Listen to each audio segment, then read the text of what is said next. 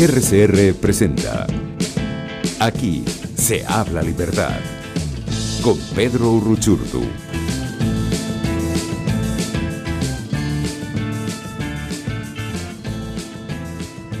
Muy buenos días amigos, bienvenidos a otro Aquí se habla libertad, como todos los jueves acompañándoles por la señal de Radio Caracas Radio, la emisora de la libertad. En la dirección general de la estación Jaime Nestares, en la gerencia de producción Willy Zarcaya, en la producción Catherine Manzano y Justo Navarro, en los controles José Gregorio González y quien les saluda en la conducción Pedro Uruchurtu.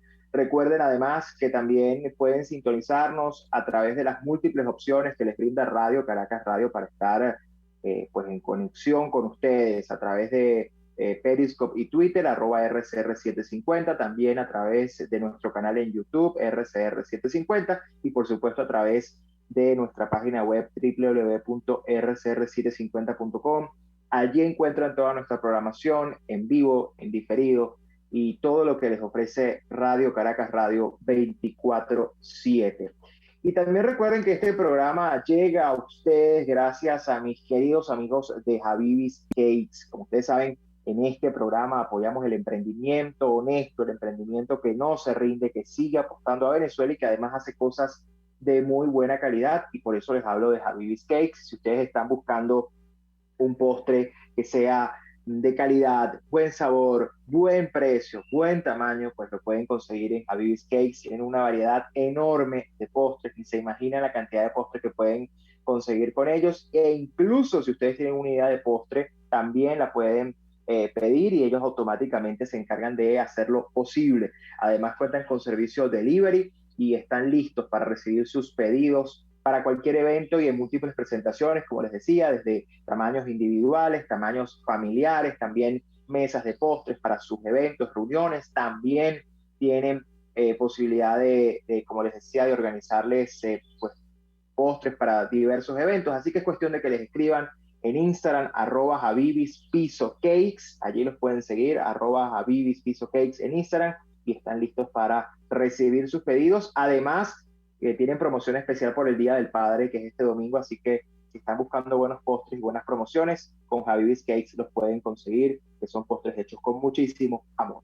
Y bien, hoy tenemos un programa dedicado a análisis un poco internacional. Nos vamos a ir hasta Perú. Estamos esperando a nuestro primer invitado, con el cual estaremos conversando sobre la situación en Perú, en un contexto en el que no hay presidente todavía. El conteo ha finalizado, pero sigue abierto un proceso de impugnación de actas, donde pues la candidata Keiko Fujimori ha explicado que independientemente del resultado que emane de allí, lo cierto es que lo importante es que haya claridad del resultado y que se despejen todas las dudas. Ya Pedro Castillo se ha autoproclamado presidente electo. Entonces estamos en esa espera, y por eso nuestro invitado, nuestro primer invitado, vamos a estar conversando con él en unos minutos sobre precisamente qué está pasando allá, cómo está la situación y por supuesto qué esperar en estos días, en lo que parece ser un proceso bastante largo y en lo que parece ser un proceso que va a tomar a buena parte del tiempo y que todavía pues, no tendremos información o confirmación de quién será presidente del Perú. Y también luego vamos a estar hablando con Dignora Hernández, la diputada a la Asamblea Nacional por Venezuela, de la fracción 16 de julio, con la que estaremos analizando también el tema interno, lo que está pasando a raíz de todo lo que estamos viendo en cuanto a la farsa electoral convocada, y pues ya como empiezan a desnudarse, empiezan a mostrarse las verdaderas intenciones de muchas personas. Y sobre todo, aquí quiero hacer una reflexión muy especial y muy particular alrededor de todo este ruido que se está haciendo con este tema del supuesto referéndum revocatorio. Esta mañana yo tuve la oportunidad de conversar con Mingo en su programa, analizábamos sobre esto, y quiero insistir en esto como editorial de este programa mientras llega nuestro primer invitado, porque es muy importante insistir en el hecho de que hablar de referéndum revocatorio en Venezuela significa en este momento no solo desconocer lo que han sido 2 años de una ruta que, independientemente de los errores que ha cometido el gobierno interino, es una ruta que, si algo ha permitido, es que hoy el régimen venezolano sea caracterizado como corrupto, como usurpador y como criminal. Retroceder en eso sería pues dilapidar todo un capital político inaceptable para la ciudadanía que además apoyó esto con total contundencia, pero además es una enorme contradicción, porque si no se descarta el referéndum revocatorio por parte del gobierno interino, y si se supone que el gobierno interino es el presidente legítimo, entonces ¿a quién se le va a hacer un referéndum revocatorio?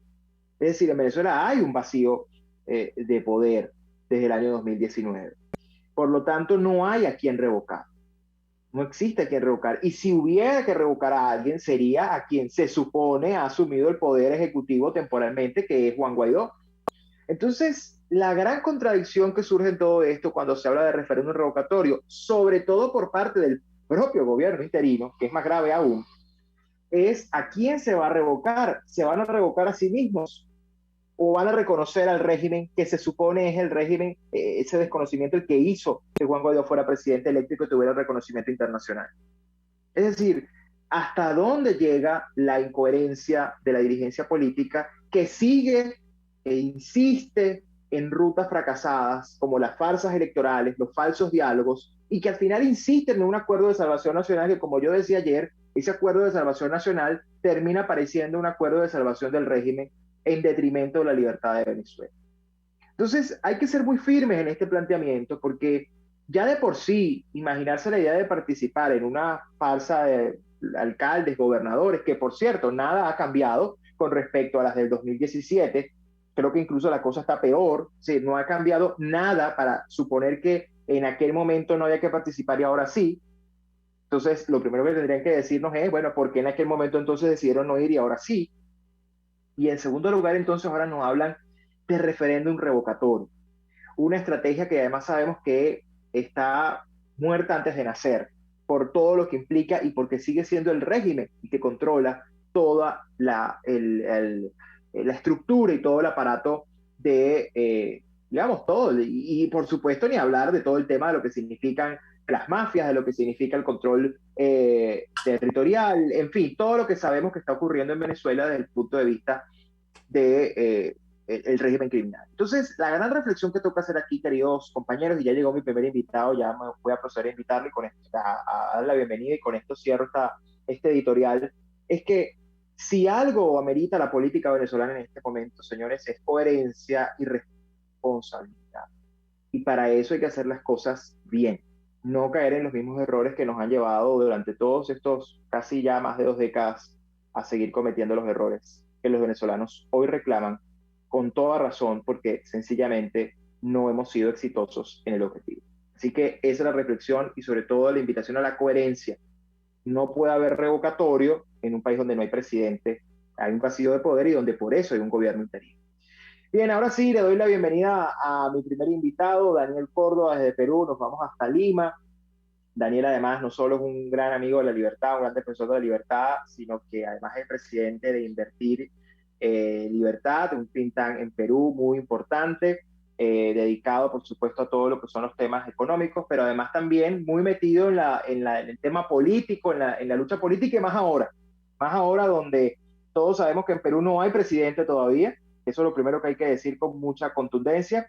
Y sigue este proceso y por eso lo hemos querido invitar para que él nos cuente, porque además está de primera mano. Ayer publicó un artículo en el diario ABC de España muy importante sobre algunas ideas de lo que está ocurriendo en Perú y por eso quisimos invitarlo, porque creo que si algo nos hace falta es estar bien informados de lo que pasa allá. Bienvenido, Daniel. Pero un gusto estar en tu programa. Un saludo a todos los hermanos venezolanos desde Lima. Bueno, les traigo a tu disposición para aclarar lo que está pasando, porque como siempre, del otro lado están, digamos, difundiendo noticias que no son exactas, ¿no? Así es. Daniel, quiero comenzar, antes de preguntarte quizás un poco cómo lo estás viendo, lo que puede pasar y cuáles son las opciones de aquí en adelante. Creo que sería importante para quienes nos escuchan contar un poco dónde está la situación hoy, cómo está la situación hoy en Perú. La sombra del fraude está allí. Por supuesto, vemos a Pedro Castillo y a todos los sectores de izquierda presionando, autoproclamándose ya presidente, buscando el reconocimiento internacional, es decir, acelerando y presionando por allí para intentar que no haya un proceso claro donde se esclarezca lo que ocurrió, ¿no? Donde la verdad sea la que predomine. Por otro lado, vemos a Keiko Fujimori muy comprometida con que haya un proceso transparente en esta fase de impugnación y que se conozca la verdad, y llamando a la calma. Mucho ruido entre estas dos cosas. ¿Qué está pasando hoy en Perú, Daniel?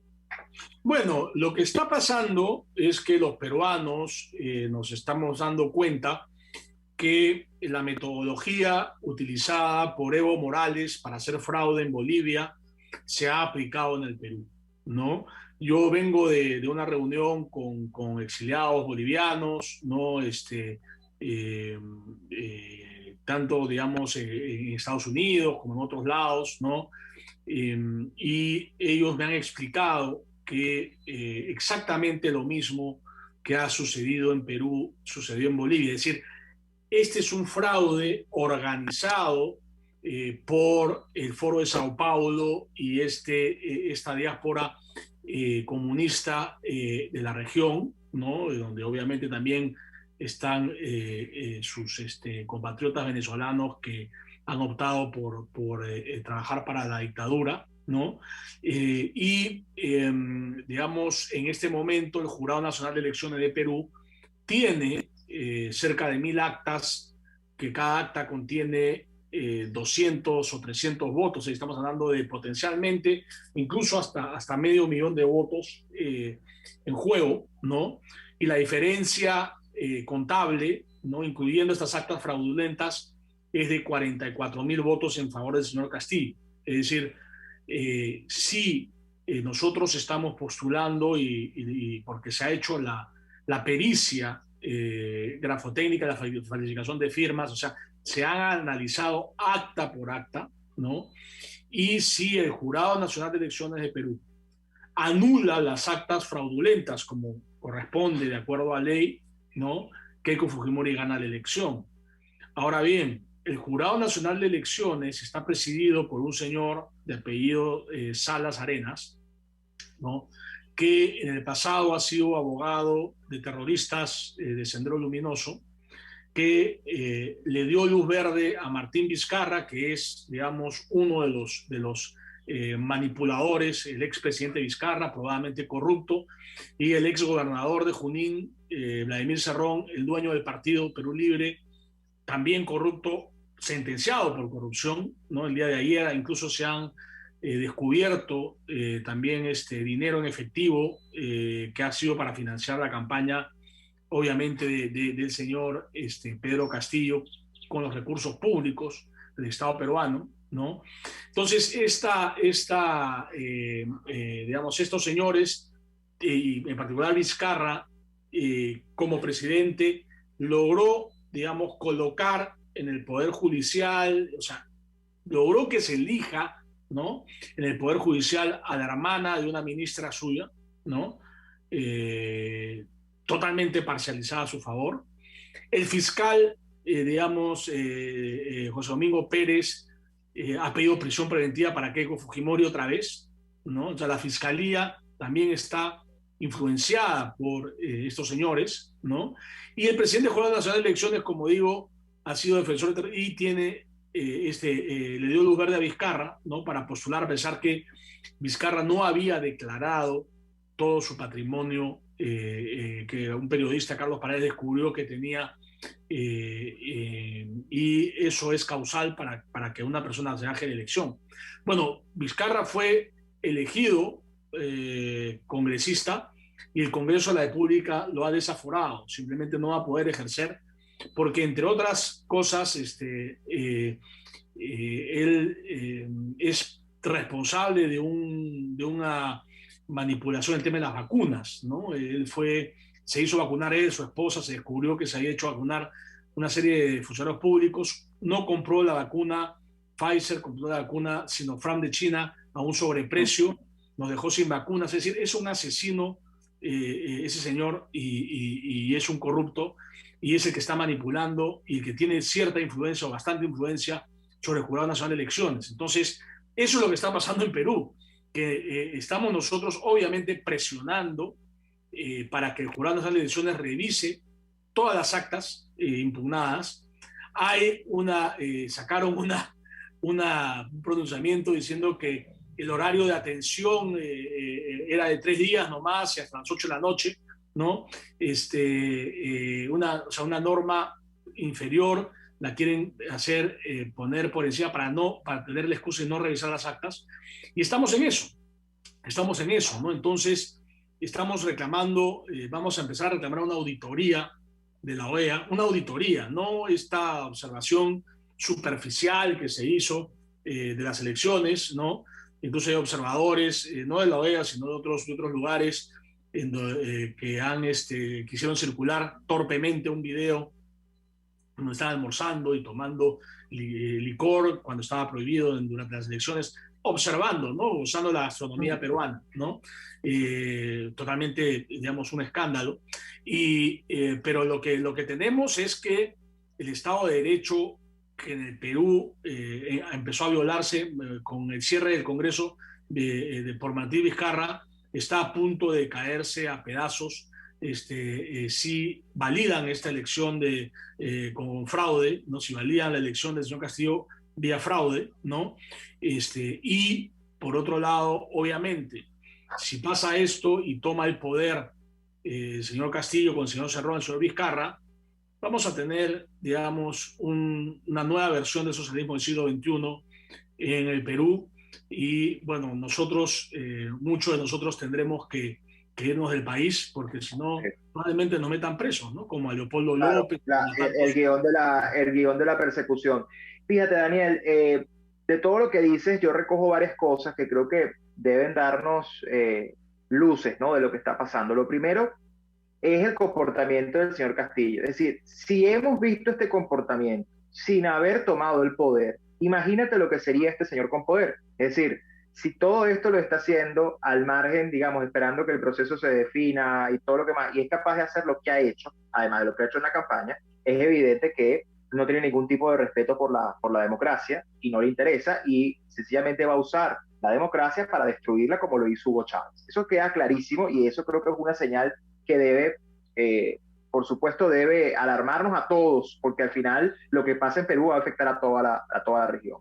Lo segundo que me llama la atención de esto, Daniel, es que lo que estamos viendo, y si uno revisa, esto ni siquiera es sería un gobierno con un matiz progresista o con un matiz, tú sabes, de esta izquierda light que intenta tipo Fernández en Argentina o AMLO en México, ¿no? Que intentan con un discurso alejado de lo dogmático de la izquierda tradicional, ¿no? Esto sería un gobierno comunista, marxista, que además reivindicaría para el régimen castrista cubano sentir orgullo el hecho de que en Perú hayan logrado que una persona como esta haya llegado al poder 60 años después de la Revolución Cubana, ¿ok?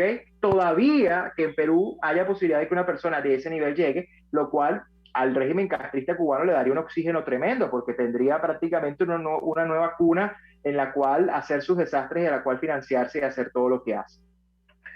Concretamente frente a lo que está pasando, Daniel, y sé que lo planteas también en tu artículo ayer de una manera muy responsable, ¿qué corresponde hacer? Es decir, de aquí en adelante, en este proceso donde queda clara la amenaza de Castillo, queda claro el talante democrático con el cual se ha comprometido Keiko de respetar y de hacer que esto llegue hasta su último voto contado con la verdad. ¿Qué procede ahora? Es decir, ¿podríamos llegar a un escenario de anulación de elecciones, de anulación del proceso completo? ¿Podríamos llegar a un escenario de anular la segunda vuelta? Si esto no ocurre y se termina proclamando un ganador, sea cual sea, la gobernabilidad, es decir, sería un gobierno que va a poder terminar su periodo. Es decir, ¿cómo estás viendo el panorama de aquí en adelante? Porque esa es la gran pregunta que nos hacemos, sobre todo cuando prácticamente nos dicen que esto puede tomar mucho tiempo todavía para saber quién es el presidente del Perú. El tiempo tendrá que ser el que hay que tomarse. Obviamente, el 28 de julio recién es el cambio de gobierno. Es decir, que tenemos un mes y medio para que revisen las actas. En 2 semanas o en una semana, 10 días, el Jurado Nacional de Elecciones puede revisar todas las actas.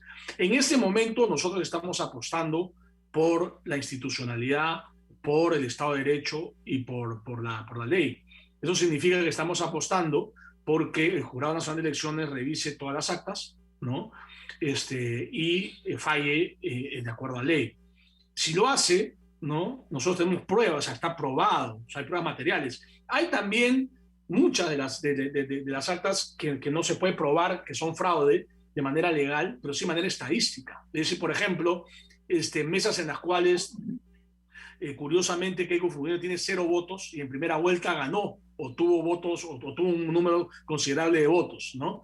O sea, ese es el fraude perfecto, ¿no? O sea, parafraseando a Vargas Llosa cuando hablaba del PRI en México, la dictadura perfecta, es el fraude perfecto. Es decir, la firma, o sea, que esté todo de acuerdo a ley y el acta con 192 votos para Pedro Castillo, 0 votos para Keiko Fujimori, 0 votos nulos, 0 votos en blanco. O sea, esto es lo que hace el castrismo en Cuba, ¿no? Es hacer una apariencia de legalidad cuando en realidad es una manipulación grosera, es una mentira burda, ¿no? En función. Y permíteme agregar algo allí, Daniel, eso que tú planteas. Además, porque lo vimos en Ecuador recientemente y lo hemos visto en todos los procesos electorales de la región recientemente, este tema de que las elecciones al final quedan parejas casi como, ¿sabes?, por décimas, o sea, es todo como de fórmula, ¿no? Es alterar el proceso para que la diferencia sea mínima y además se haga hacer creer que hay un empate, ¿no? Cuando en realidad lo que hay es una manipulación burda, ¿no? De todo esto. Sí, lo que hay es una manipulación de la información, o sea,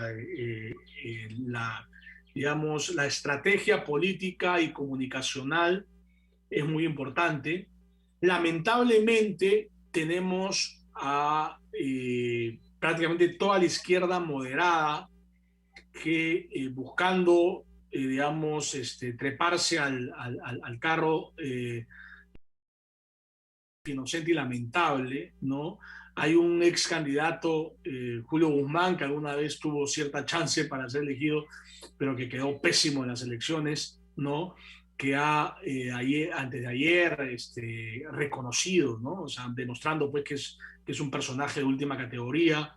Lamentablemente el chico George Forsyth también, empujado por su padre, ha ido a visitar a Pedro Castillo en señal de reconocimiento. Algunos alcaldes de distritos pudientes acá en Lima han cometido el mismo error, ¿no? De pensar que lo pueden moderar, ¿no? De entrar, no solo que lo pueden moderar, sino que también que los puede hacer ministros, que los puede hacer funcionarios y ganar su cuota de poder, lo que yo llamo ese mercantilismo burocrático, digamos, que yo he descrito, que está muy vigente en el Perú. Pero es un país con una macroeconomía muy sana, la apertura económica, la minería, exporta mucho, ¿no? Entonces, el Perú es un botín para el Foro de Sao Paulo, ¿no? Venezuela está quebrada, ya quebraron Venezuela, no son ni capaces de sacar el petróleo que tienen en el subsuelo, ¿no? Lo que demuestra lo incapaces y lo indolentes que pueden ser, ¿no? No solo son ladrones, sino que son incapaces, ¿no? De administrar los recursos nacionales, ¿no? Cuba, obviamente, siempre está quebrada hace un montón de tiempo, ha vivido en Venezuela mucho tiempo, ¿no? Bolivia también está con problemas financieros, ¿no? Para no hablar de Argentina. Entonces, el Perú es el país más solvente financieramente digamos, que está a punto de caer y va a ser, obviamente, sería utilizado para financiar el movimiento comunista a nivel regional, ¿no? Oye, y el populismo, o sea, usarían el dinero como lo usó Chávez aquí cuando hubo claro, plata. lo que yo le decía ayer a una congresista electa con la que estamos haciendo un video que vamos a circular en los próximos 2 días, explicando la situación, ¿no? Si gana este señor, obviamente generaría, digamos, un shock populista, no le pondría dinero en el bolsillo a la gente, se generaría un poco de inflación seguramente, pero eso es menor, ¿no? Porque el país, digamos, la economía aguanta un shock populista sin problema, con la pandemia lo hemos visto, ¿no? Y eso haría que el gobierno sea aún más popular, ¿no? Sea popular, construiría una narrativa popular, ¿no? Lo que pasó con Velasco Alvarado, ya lo vivimos nosotros, estatizan empresas, entonces cuando estatizas empresas, es que como a Hugo Chávez, ¿no? Puedes tener hasta 5 o 10 años de cierta solvencia económica, ¿no? Quemando reservas Pero es insostenible. internacionales, quebrando a las empresas, pero te gastas todos tus ahorros, ¿no? No te emborrachas, ¿no?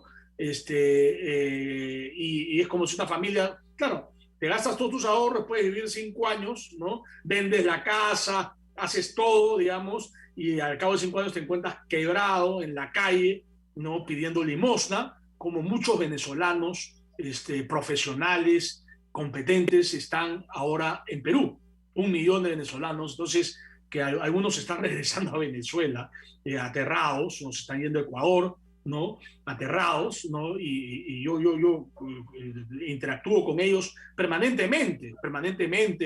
El señor que te reparte los pedidos es venezolano, la peluquera que te corta el pelo en la peluquería es venezolana, ¿no? Y yo he hablado con ellos, están digamos que no lo pueden creer, que cómo puede ser posible que, digamos, con todo el esfuerzo que han hecho ellos para explicar lo que se puede venir, la gente siga creyendo que estos señores se pueden moderar, que pueden ser una izquierda moderada. Eso no va a pasar. Acá va a haber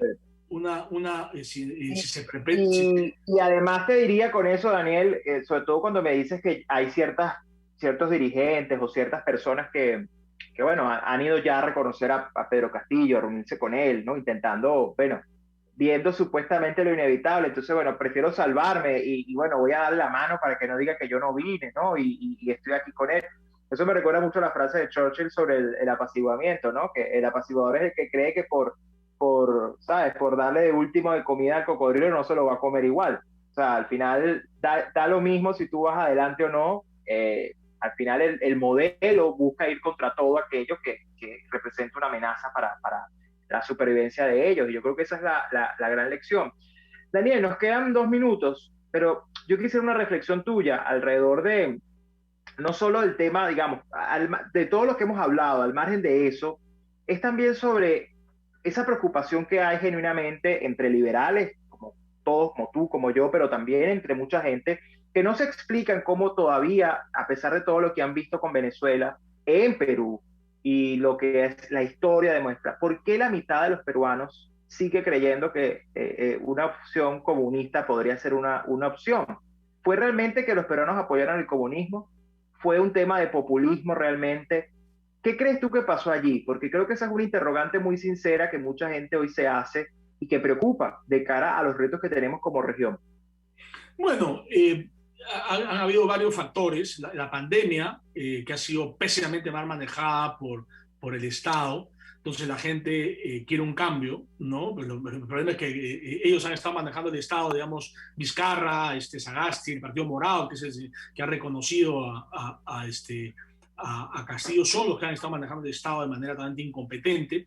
Ha habido toda una narrativa antifujimorista durante los últimos 20 años, ¿no? Inclusive con Mario Vargas Llosa a la cabeza, que penetró los cerebros de la gente. Ahora Vargas Llosa está apoyando a Keiko Fujimori, hay una reconciliación de las fuerzas democráticas, que es el lado positivo de este proceso, ¿no? Y en tercer lugar, hay digamos, la brecha social, racial, que en Perú es muy fuerte, ¿no? Es muy fuerte. Las regiones se han pronunciado de manera polarizada, es decir, todo el sur andino, ¿no? Los Andes y el sur andino, sobre todo y el sur de Perú, ha votado por Castillo, ¿no? Y ahí es la población más fuerte, digamos, de origen andino, aymara, quechua, ¿no? Que tienen un resentimiento, obviamente, por las desigualdades que hay, ¿no? Y el norte, y Lima y el norte de Perú y parte del oriente han votado por Keiko Fujimori, ¿no? Entonces hay una brecha regional, una brecha social.